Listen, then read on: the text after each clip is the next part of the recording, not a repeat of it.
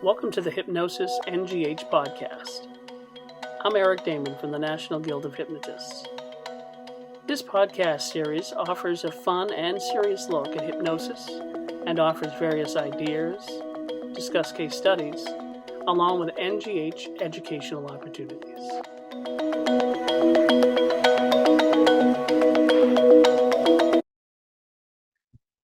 Hello, everybody. Welcome to the Hypnosis NGH podcast. I'm Eric Damon from the National Guild of Hypnotists, and I have the pleasure to be joined by three wonderful hypnotists and part of the NGH. We're actually recording from the NGH convention in Marlborough, Massachusetts, and I'm going to ask them to introduce themselves because they can probably do much better job at it than I can. Starting with Tommy. Thank you, Eric. I'm Tommy V from Valley Hypnosis. My practice is in Methuen, Massachusetts, and I've been in the business for probably around 30 years now. Wow, that makes you old. Yeah, Seasoned. That's what. Carol? Okay, so I'm old too. I've been practicing hypnosis for 30 years. My name is Carol Denicker, I should mention. And I have a practice called North Shore Hypnosis, and I also have a school where I teach the hypnosis certification training, NGH, of course, on Long Island, and I'm very happy to be here. Well, we're glad you joined us. Okay. I'm Will Horton, Dr. Will Horton. I'm a licensed clinical psychologist and hypnotist. I've been a hypnotist, and that's my primary modality since the mid 1980s. So I've been doing it for a while. And I'm currently in Florida. I live in Venice, Florida. Then why do we call you Texas all the time? Because I wear the cowboy hat. Yes, they do have horses. Okay, well, it just fit the whole thing. So we're doing a roundtable discussion. We've got a topic that we're all going to just chit chat about and give some insights, get your insight on it, and share it with everyone. The topic is what works best for you, and we're talking you as hypnotists, private hypnosis sessions, group sessions, virtual sessions. Why would you say that works for you, and where do you find the most success from? And so, anyone wants to jump in and tell me what works for them or what you see, even if you see, how things will evolve even from here, and your thoughts about that. This is Tommy V. I think we are definitely evolving to remote sessions. I know many associates that have closed their physical offices, and that's all that they do. I'm just barely getting into remote. I still have an office. I've done a few remote sessions with people in Florida or other places, and that works well. And come to think of it, when my dad started the office for reinforcement for smokers, we always offered a telephone reinforcement. If you're at home, you're thinking about smoking, call us up. So we've been doing remote for years, just over the phone. Right. But it is going that way for sure. And my office works for me for a couple of reasons.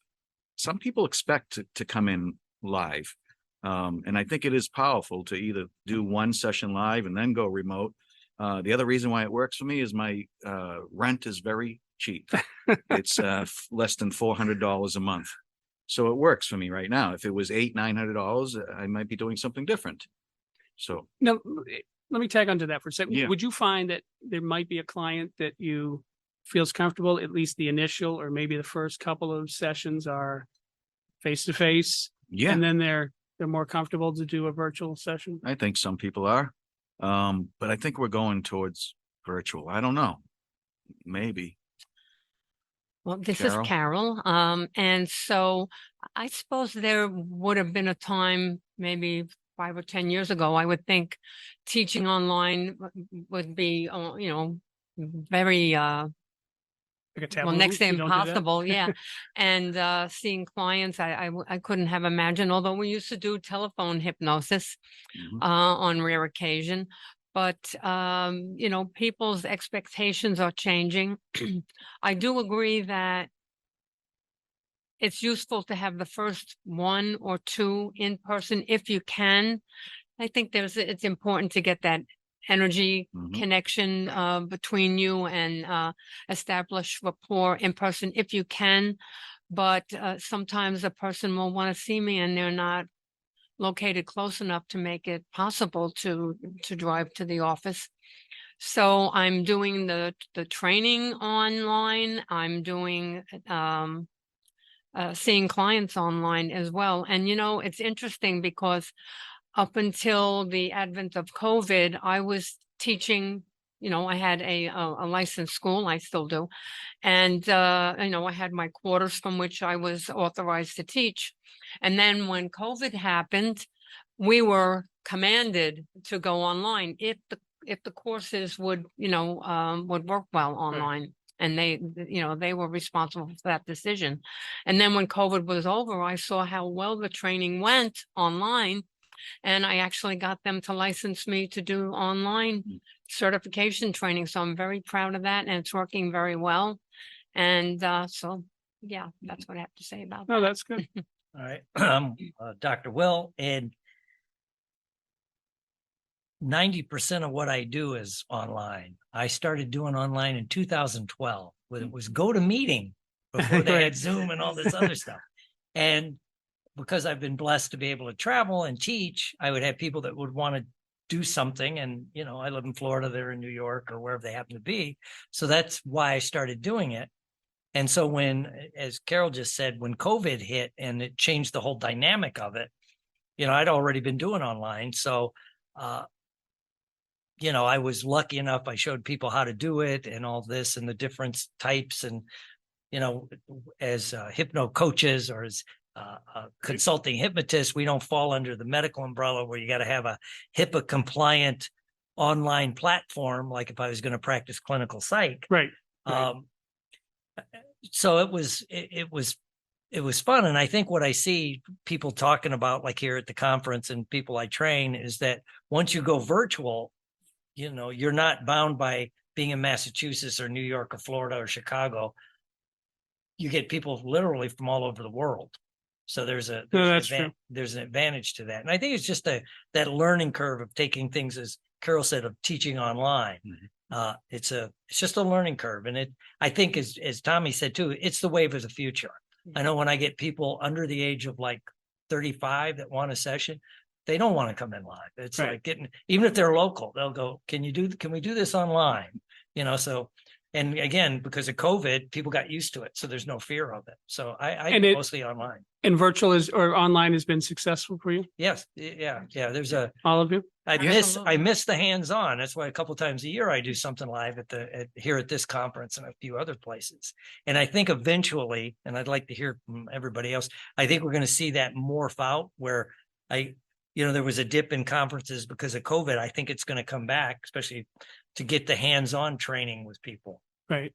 I know. I think you're right on that, because there's a lot of you see it here at the NGH conferences all the time. There's people in the corner in networking, and all of that is extremely important, as you guys can talk to if you want to, is that you need to be able to rely on each other and constantly train to be a better hypnotist. And that's what happens during this conference, that everybody's training and updating things and learning new things. So all of that is very important. Absolutely. I personally miss the hugs with my online classes. I don't usually attack my clients the same way I do my colleagues and my students. They all have to get a hug on the way out, and I miss that personal the contact. It's rapport. Well, you get the rapport online, but you can. I know what you mean. Yeah, it's just kind of nice to be in person, but it works very well. And after just a short time, it seems like you're in person. If you have a substantial size screen and, every time one of your students speaks or your client speaks, you see them kind of almost full size. Right. I wouldn't want to do it on a cell phone. And that's missing something. And I know some people do. And I don't allow my students to join the class on a cell phone. It's just too small a screen because I share slides. So, and just think about it, when you go virtual, you're, instead of attracting clients from an hour radius from where your office is, now you've got the world. Right. It's huge. So I can tell you that the National Guild of Hypnotists has been working on developing safeguards, if you will, I guess that's the word we'll use, for virtual training, because, you know, you want to make sure that the training stays where it's supposed to be at the level it's supposed to be, and that it doesn't slack off from just because you're not in person. Mhm. And there's a few things that the National Guild of Hypnotists is working on so that we can audit these things, to make sure that exactly like Scott Giles was talking about, you know, our par concept, you know, keeping on par with things and being responsible and ethics and all of that, which is important. And, you know, it's got to carry on with online work as well. Right. One of the things I find to be a great improvement over doing training in person is the breakout rooms, let's say in a Zoom meeting where, you know, everyone will pair off to practice a technique or an induction or whatever. And I can hop from breakout room to breakout room. It was a bit more of a challenge when you're teaching in person. You have to get them far enough away from each other so that they're not hearing each other's session. Right. And so you still have to get around and sort of, you know, supervise what's going on. I found that to be a lot easier online, and I feel I get more attention that way. And on the therapy side online, not therapy, on the coaching side online, there was some research that said in some ways online is better for long-term affect change because you're in your home, so you're comfortable. So I Right. can use my clinical specialty as addictions. You know, somebody can come to an addiction center and do great for 28 days. They get home 3 days later, they're back drinking or drugging. Mhm. And it's because nothing changed at home. When you're working at people at home, you get the triggers are right there, and you could, you know, Right. They're in the yeah, atmosphere. and they're more everything. comfortable Yep. to drop the thing. So it's a, you know, and I know from the other, I'm a licensed professional, so the psych community is having the same issues with what we're having. How do you regulate it? How do you keep it so you're doing the proper thing at the proper time? Yeah, and I regulate it in the sense of making sure that ethically it's done correctly and it's not a fly by night type of thing. I mean, all of our members, as you all know, because you talk to them every day, at the National Guild are professionals and they work hard to be professionals. And when something evolves like this onto online or, you know, type of to work, then we just have to make sure we tag along and make sure that if you're part of the guild, you're still at that level that you need to be. Maybe we can chat a little bit about what happens when the client first calls, thinking that, you know, it's an office. I'm going to come in and see you because I picked up a couple things. I don't remember where I heard this from, but the hypnotist says, well, once you close your eyes, it doesn't matter whether you're sitting at home or whether you're in my office. And the change happens not in my office, it happens in your mind. So that's a nice approach. I don't know what Absolutely. you say, Carol and Will, but some people are calling up, hi, can I come in for an appointment? And you say, well, we're doing it online now. Oh, really? Does it work well? And what happens if we get disconnected and all that stuff? Right. Well, that is a pain when that happens. You know, on rare occasion, if something like that does happen. But in my case, I see I give the client the choice. They can come into the office if they're able, if they prefer, or they can do it online, or we can do a combination of both. Okay. But you know, I think it works very well online because they're so comfortable. In fact, recently I had a therapist come to see me, and she admitted right away, I don't know if I'm going to be able to, you know, do this. And I said, oh, you'll be fine, you know. And well, she wasn't one bit fine. She came because she wanted to, she felt she was eating too much. She ate very healthfully. She wasn't overweight, but she still felt she was eating too much. So went through a very, you know, relaxing induction to keep her very calm. And midway, her eyes popped open. And she said, yep, I'm right. I can't do this. I got to go. So I said, well, you know, what I think I'm going to do is I'm going to create a recording for you and I'm going to send that to you. And then we'll see what happens. So she listens to an audio recording, and she's recently called to schedule a second appointment, and she wants it to be on Zoom now. Okay. At first she was a little skeptical of that, but for her, she just was so anxious about closing her eyes in front of another human being. Mhm. So she had other issues going on aside from the eating a little bit too much. Well, as usual, I'm the outlier. I only do online. I don't have physical practice anymore. If I get someone local that really wants to be, seen in person, I do have a friend, he has a medical practice. He's a family practitioner. I can use his space.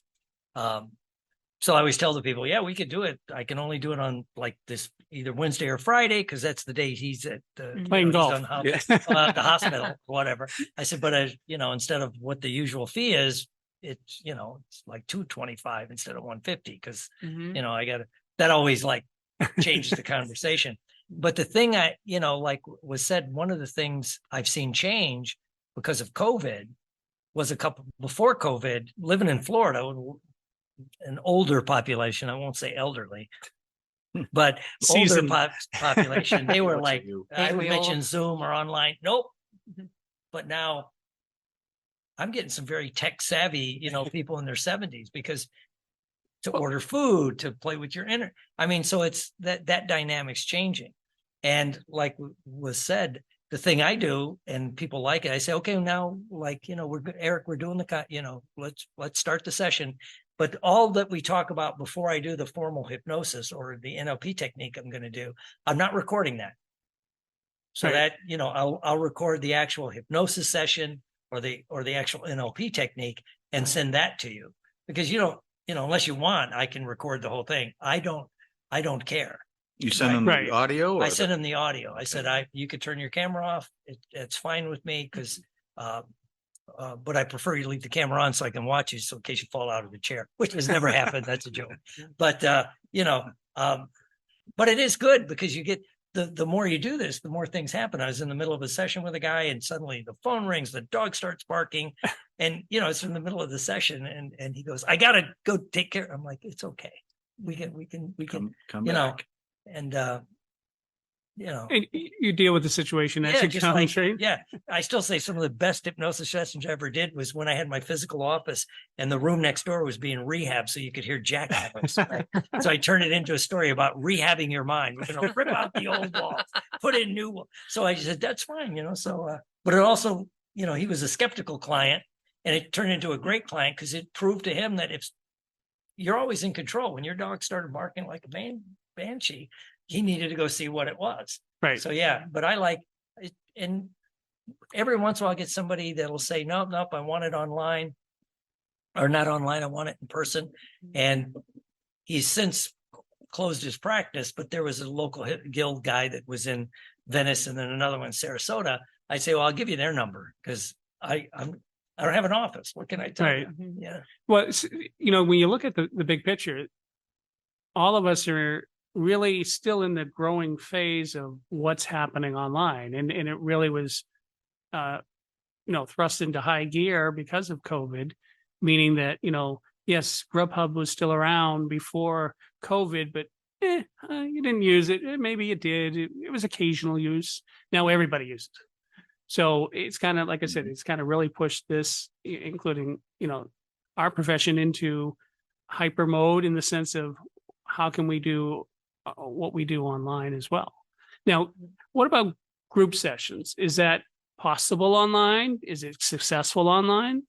Well, I'll start that one. When I do a weekly call with a group, and usually we do a session at the end of it. And like we said, if you're comfortable with Zoom, you put the gallery view up, you can see everyone. Yep. And when I get ready to do it, people will opt out to say, I really can't do it right now. I'm at work. That'll happen a lot because people will jump on and they'll do that. And I say, that's fine. Or, there's a lot going on. So I think a lot of that is trust your client to self-select whether they can do it or not, and we still, a couple of people jump on my call, they're driving, so I'm like, you may not want to do the session part while you're driving, We'd like you relaxed, Yeah. but not that relaxed. But I'm a Florida guy. We make fun of Ohio drivers. But yeah, so yeah, I like doing group sessions online. And I know a guy that does stop smoking seminars. He still does the stop smoking seminars. And he'll do them occasionally live, but the last time I talked to him, about 70% is virtual. still does the snail mail or the, what are those called? The packets, group, like a Groupon Oh, thing Groupon type and all stuff, that. yeah. Valpak. All right, I'm right. dating myself here. Mhm. Valpak, and which I used to do in Groupon. And he goes, no, they'll come online and you'll have, the groups are a little smaller, but he does But it's it. been He's successful been for you. successful. Yeah. Think about what virtual does to your bottom line. You have no rent. Yeah. Mhm. That's huge for most people. Right. Especially if you're in a market where your rent, where I'm at, the rent for an office space is probably $2,000 for a Right. 3-room office. Right. So, If you can do the same amount of clients without that nut to crack every month, it's pretty good. That's the benefit. It is. Right. And then, and the whole idea is obviously either be group sessions or singles. If it's successful, you're gonna keep doing it and developing it. But and when it comes to groups, and with every class I do, there's going to be a period of time where first I'll talk about the concept or, of the technique I'm going to teach. Then I'll demonstrate it. And then I want them to break into pairs and practice it. And so I have that kind of group experience, but I've not done any kind of, I've done groups in person but I haven't done groups. Hypnosis. Yeah, like a sessions. group, quit smoking Yeah, session or something like interesting. that. And I'm sure it works as well as in person, but I think the group experience never worked quite as well as, one-on-one, Right. right? No. Yeah. One-on-one's has to be more more- powerful. Yeah, it has to be so generic if it's going to be a yeah, group. you can customize it. When I used Yeah. to do those stop smoking. Mhm. Well, stage hypnosis, that's a group basically on the stage. Yeah. There have been some stage hypnotists that during COVID did a show online. I didn't see any of it. I don't know how it worked. Yeah, I don't know if you Wow. can do it. I'm online. not sure. I Wow. mean, last night you killed it in a Thank good you. sense. I mean, Thanks. Great job. Thanks. That Lot was of a fun. lot of fun. We're at the convention here live and it's a blast. Oh, yeah. exactly. There were hypnotists being hypnotized. And The easiest group to hypnotize, bunch of hypnotists. Hello. it was a great stage Well, show and yeah. everyone was in person. Yeah, and an Yeah. unsolicited plug, why people want to come to conference, the NGH conference is what you said about networking. How I Right. got people ask me, how do I grow my career? I said, well, show up and meet the people. And Mhm. what really got me going, I was at a different conference, the Mid-America, and George B.N. calls me over and goes, I want you to meet this guy. And I'm like, who is he? And he goes, we just call him Doc. And so I sat down. That's how I met, Dr. Damon and got to interact. And he goes, yeah, you've been coming to the conference. Why don't you teach more? And I'm now like, you've been here for yeah, yeah. years and years and Yeah. years, right? Mhm. That's great. That's great. That's what we like to hear.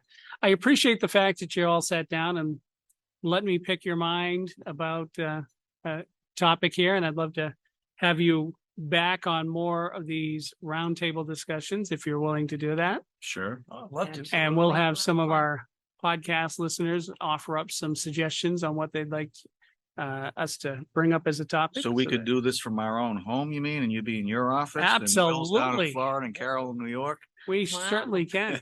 That Well, we shows- did some group things earlier in the year, Right. with the staff to Right. talk about stuff. To talk about the convention, and we got people involved as well. So, Yeah. but I want to thank you very much for joining us. Thank My you. pleasure. Pleasure. A lot of fun. Thanks. Bye.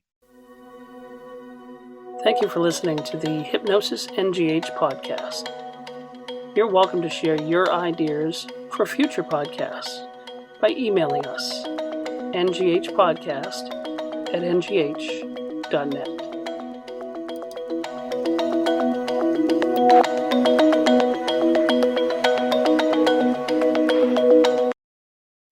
Save the dates.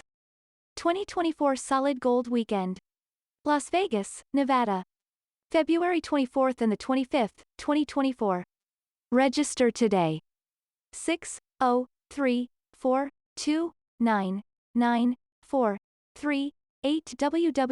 www.ngh.net. February 26th through the 29th and March 1st. Train the Trainers Solid Gold Weekend. February 25th, Board Certification Exam.